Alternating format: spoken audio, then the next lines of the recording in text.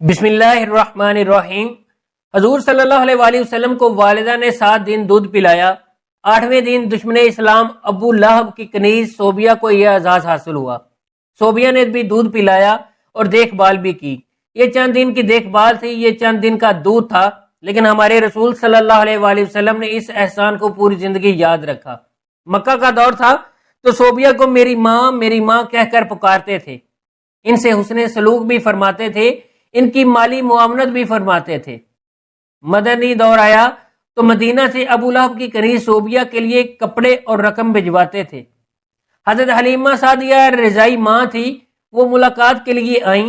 آپ صلی اللہ علیہ وآلہ وسلم نے دیکھا تو اٹھ کھڑے ہوئے اور میری ماں پکارتے ہوئے ان کی طرف دوڑ پڑے۔ وہ قریب آئیں تو اپنی چادر اتار کر زمین پر بچھا دی، جسے ہم کائنات کی قیمتی ترین متاع سمجھتے ہیں۔ اپنی رضائی ماں کو اس پر بٹھایا، غور سے ان کی باتیں سنی اور ان کی تمام حاجتیں پوری فرما دیں۔ فتح مکہ کے وقت حضرت حلیمہ کی بہن کی خدمت میں حاضر ہوئے ماں کے بارے میں پوچھا، بتایا گیا وہ انتقال فرما چکی ہیں۔ رسول اللہ صلی اللہ علیہ وآلہ وسلم کی آنکھوں میں آنسو آتے، روتے جاتے تھے اور حضرت حلیمہ کو یاد کرتے جاتے تھے۔ رضائی خالہ کو لباس، سواری اور 100 درم عطا کیے۔ رضائی بہن شیمہ غزوہ حنین کے قیدیوں میں شریک تھی۔ پتہ چلا تو انہیں بلایا، اپنی چادر بچھا کر بٹھایا، اپنے ہاں قیام کی دعوت دی۔ حضرت شیمہ نے اپنے قبیلے میں واپس جانے کی خواہش ظاہر کی۔ رضائی خالہ کو غلام، لونڈی اور بکریاں دے کر رخصت کر دیا۔ یہ بعد ازاں اسلام لے آئیں۔ جنگ بدر کے قیدیوں میں پڑھے لکھے کفار بھی شامل تھے۔ ان کافروں کو مسلمانوں کو پڑھنے لکھنے اور سکھانے کے عوض رہا کیا گیا۔ حضرت سعد بن ثابت رضی اللہ تعالیٰ عنہ کو عبرانی سیکھنے کا حکم دیا۔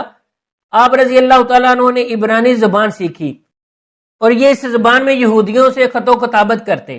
کافروں کا ایک شاعر تھا سہیل بن عمرو، یہ رسول اللہ صلی اللہ علیہ وآلہ وسلم کے خلاف اشتعال انگیز تقریریں بھی کرتا تھا اور توہین امیز شعر بھی کہتا تھا۔ یہ جنگ بدر میں گرفتار ہوا۔ سہیل بن عمرو کو بارگاہ رسالت میں پیش کیا گیا۔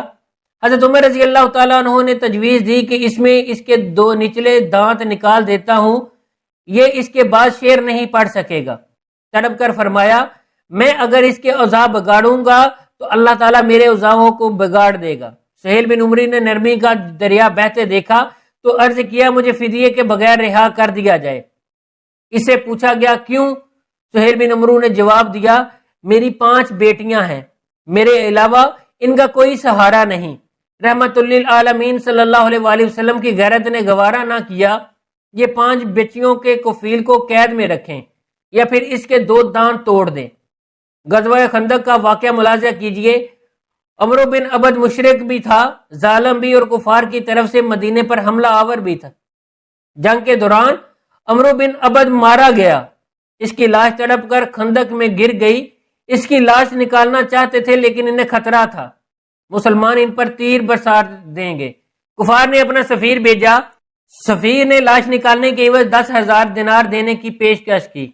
رحمت للعالمین صلی اللہ علیہ وآلہ وسلم نے فرمایا، میں مردہ فروش نہیں ہوں، ہم لاشوں کا سودا نہیں کرتے، یہ ہمارے لیے جائز نہیں۔ کفار کو عمرو بن عبد کی لاش اٹھانے کی اجازت دے دی۔ خیبر کا قلعہ فتح ہوا تو یہودیوں کی عبادت گاہوں میں تورات کے نسخے پڑے ہوئے تھے۔ تورات کے سارے نسخے اکٹھے کروائے اور نہائی ادب کے ساتھ یہ نسخے یہودیوں کو پہنچا دیے، اور خیبر سے واپسی پر فجر کی نماز کے لیے جگانے کی ذمہ داری حضرت بلال رضی اللہ تعالیٰ عنہ کو سونپی گئی۔ حضرت بلال رضی اللہ تعالیٰ عنہ کی آنکھ لگ گئی، سورج نکل آیا تو قافلے کی آنکھ کھلی۔ رسول اللہ صلی اللہ علیہ وآلہ وسلم نے حضرت بلال رضی اللہ تعالیٰ عنہ سے فرمایا، بلال آپ نے یہ کیا کیا؟ حضرت بلال رضی اللہ تعالیٰ عنہ نے عرض کی، یا رسول اللہ صلی اللہ علیہ وآلہ وسلم، جس ذات نے آپ کو سلایا اس نے مجھے بھی سلا دیا۔ تبسم فرمایا اور حکم دیا، تم اذان دو۔ اذان دی گئی، آپ صلی اللہ علیہ وآلہ وسلم نے نماز ادا کروائی۔ پھر فرمایا، تم جب نماز بھول جاؤ تو پھر جس وقت یاد آ جائے اس وقت پڑھ لو، یہ ہے شریعت۔ حضرت حذیفہ بن یمامہ رضی اللہ تعالیٰ عنہ سفر کر رہے تھے۔ کفار جنگ بدر کے لیے مکہ سے نکلے۔ کفار نے راستے میں حضرت حذیفہ رضی اللہ تعالیٰ عنہ کو گرفتار کر لیا۔ آپ سے پوچھا گیا، آپ کہاں جا رہے ہیں؟ حضرت حذیفہ رضی اللہ تعالیٰ عنہ نے عرض کیا، میں مدینہ جا رہا ہوں۔ کفار نے ان سے کہا آپ اگر وعدہ کرو آپ جنگ میں شریک نہیں ہوں گے تو ہم آپ کو چھوڑ دیں گے۔ حضرت حذیفہ رضی اللہ تعالیٰ عنہ نے وعدہ کر لیا۔ یہ اس کے بعد سیدھے مسلمانوں کے لشکر میں پہنچ گئے۔ مسلمانوں کو اس وقت مجاہدین کی ضرورت تھی، جانوروں کی بھی اور ہتھیاروں کی بھی، لیکن جب حضرت حذیفہ رضی اللہ تعالیٰ عنہ کے وعدے کے بارے میں علم ہوا تو مدینہ بھجوا دیا گیا اور فرمایا ہم کافروں سے معاہدے پورے کرتے ہیں اور ان کے مقابلے میں صرف اللہ تعالیٰ سے مدد چاہتے ہیں۔ نجران کے عیسائیوں کا 14 رکنی وفد مدینہ آیا۔ رسول اللہ صلی اللہ علیہ وآلہ وسلم نے عیسائی پادریوں کو نہ صرف ان کے روایتی لباس میں قبول فرمایا بلکہ انہیں مسجد نبوی صلی اللہ علیہ وآلہ وسلم میں ٹھہرایا اور انہیں ان کے عقیدوں کے مطابق عبادت کرنے کی اجازت بھی دی۔ یہ عیسائی وفد جتنا عرصہ مدینے میں رہا یہ مسجد نبوی صلی اللہ علیہ وآلہ وسلم میں مقیم رہا اور مشرق کی طرف منہ کر کے عبادت کرتا رہا۔ حضرت سعد بن عبادہ رضی اللہ تعالیٰ عنہ نے فتح مکہ کے وقت مدنی ریاست کا جھنڈا اٹھا رکھا تھا۔ یہ مکہ میں داخل ہوتے ہوئے جذباتی ہو گئے اور انہوں نے حضرت ابو سفیان رضی اللہ تعالیٰ عنہ سے فرمایا آج لڑائی کا دن ہے، آج کفار سے جی بھر کر انتقام لیا جائے گا۔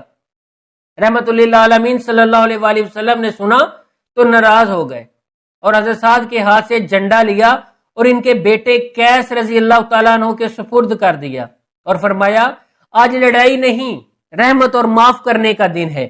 مدینے میں تھے تو مکہ میں قحط پڑ گیا، مدینہ سے رقم جمع کی، خوراک اور کپڑے اکٹھے کیے اور یہ سارا سامان بھجوا دیا۔ ساتھ ہی میں اپنے اتحادی قبائل کو ہدایت کی کہ مکہ کے لوگوں پر برا وقت ہے، آپ لوگ ان سے تجارت ختم نہ کریں۔ مدینہ کے یہودی اکثر مسلمانوں سے یہ بحث چھیڑ دیتے تھے۔ سماسہ بن اسال نے رسول اللہ صلی اللہ علیہ وآلہ وسلم کو قتل کرنے کا اعلان کر رکھا تھا، گرفتار ہو گیا۔ اسلام قبول کرنے کی دعوت دی، اس نے انکار کر دیا۔ یہ 3 دن قید میں رہا، اسے 3 دن دعوت دی جا رہی، یہ مذہب بدلنے پر تیار نہ ہوا تو اسے چھوڑ دیا گیا۔ اس نے راستے میں غسل کیا، نیا لباس پہنا اور آپ صلی اللہ علیہ وآلہ وسلم کے دستے مبارک پر بیعت کر لی۔ ابو العاص بن ربیع رحمت للعالمین صلی اللہ علیہ وآلہ وسلم کے داماد تھے۔ رسول اللہ صلی اللہ علیہ وآلہ وسلم کی صاحبزادی حضرت زینب رضی اللہ تعالیٰ عنہ ان کی عقد میں تھی۔ یہ کافر تھے، یہ تجارتی قافلے کے ساتھ شام سے واپس مکہ جا رہے تھے۔ مسلمانوں نے قافلے کا مال چھین لیا، یہ فرار ہو کر مدینہ آ گئے۔ حضرت زینب رضی اللہ تعالیٰ عنہ کے گھر پناہ لے لی۔ صاحبزادی مشورے کے لیے بارگاہ رسالت میں پیش ہو گئی۔ رسول اللہ صلی اللہ علیہ وآلہ وسلم نے فرمایا ابو العاص کی رہائش کا اچھا بندوبست کرو مگر وہ تمہارے قریب نہ آئے کیونکہ تم اس کے لیے حلال نہیں ہو۔ حضرت زینب رضی اللہ تعالیٰ عنہ نے عرض کیا کہ ابو العاص اپنا مال واپس لینے آیا ہے۔ مال چھیننے والوں کو بلایا اور فرمایا یہ مال غنیمت ہے اور تم اس کے حقدار ہو، لیکن اگر تم مہربانی کر کے ابو العاص کا مال واپس کر دو تو اللہ تبارک تعالیٰ تمہیں اجر دے گا۔ صحابہ کرام رضوان اللہ علیہ مجمعین نے مال فوراً واپس کر دیا۔ حضرت عائشہ صدیقہ رضی اللہ تعالیٰ عنہ نے ایک دن رسول اللہ صلی اللہ علیہ وآلہ وسلم سے پوچھا زندگی کا مشکل ترین دن کون سا تھا؟ آپ علیہ الصلوۃ والسلام نے فرمایا وہ دن جس میں طائف گیا اور لوگوں نے شہر کے بچے جمع کر کے مجھ پر پتھر برسائے، میں اس دن کی سختی نہیں بھول سکتا۔ عبد لیل طائف کا سردار تھا، اس نے رسول اللہ صلی اللہ علیہ وآلہ وسلم پر اتنا ظلم کیا کہ اللہ تعالیٰ کی رحمت بھی جلال میں آ گئی۔ حضرت جبرائیل امین علیہ السلام تشریف لائے اور عرض کیا اگر آپ اجازت دیں تو ہم اس پورے شہر کو 2 پہاڑوں کے درمیان پیس دیں۔ یہ سیرت کا اس نوعیت کا واقعہ تھا کہ جبرائیل علیہ السلام نے گستاخی رسول پر کسی بستی کو تباہ کرنے کی پیشکش کی اور عبدیہ لیل اس ظلم کی وجہ تھا۔ عبدیہ لیل ایک بار طائف کے لوگوں کا وفد لے کر مدینہ منورہ آیا۔ رسول اللہ صلی اللہ علیہ وآلہ وسلم نے مسجد نبوی صلی اللہ علیہ وآلہ وسلم میں اس کا خیمہ لگایا اور عبدیہ لیل جتنے دن مدینے میں رہا رسول اللہ صلی اللہ علیہ وآلہ وسلم ہر روز نماز عشاء کے بعد اس کے پاس جاتے، اس کا حال احوال پوچھتے، اس کے ساتھ گفتگو کرتے اور اس کی دل جوئی کرتے۔ اگر آپ کو ہماری ویڈیو اچھی لگی ہو تو ہمارے چینل کو ضرور سبسکرائب کریں۔